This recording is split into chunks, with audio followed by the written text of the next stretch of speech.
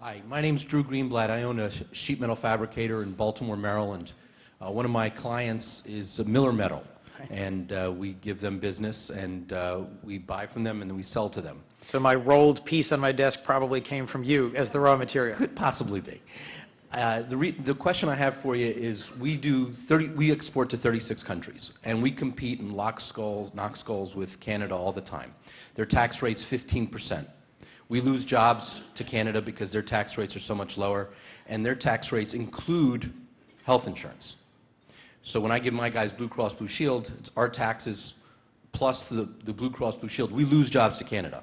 Because of that, I give less business to Miller. Right. More jobs will be created in Delaware if I can compete and win against those Canadians.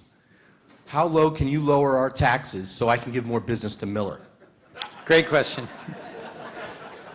And I'd hate to ruin it with a bad answer. I cannot promise you anything like a 15% statutory rate. I don't think that's realistic. In our economy, we have two problems. We have to deal with a structural deficit, and we have to get our statutory rate down to a more competitive rate. If we're looking for across the board to lower every business's rate from a statutory 35 to 25, it's hard to do. As a number of studies have shown, you have to eliminate virtually every major tax expenditure. If you want to achieve comparable rate reductions on the individual side, you have to get rid of central things, the charitable deduction, the employer-provided health care deduction, the home mortgage interest deduction. So there's going to be a big fight over what we're giving up and what we're keeping in terms of rate reduction.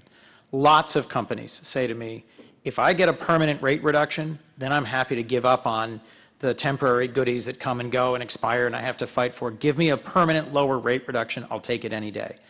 I don't mean to put words in your mouth, but I'd presume from the tone of your question that you would prefer lower rates permanently than lots of other incentives to particular sectors or particular timelines. Part of what allows you to win in competition against Chinese or Canadian or others, part of what has allowed Miller Metal to win in a recent head-to-head competition for business with a Chinese metal stamping company is the incredible productivity of the American worker, which is a combination of the caliber of the workforce, your capital equipment, and your ability to continually modernize the machinery, and some of the other things that lead to our being able to export more competitively than some other countries. I do think there are things that we need to be paying for with the higher than 15 percentage point rate that contribute to that productivity and to that competitiveness over the long term.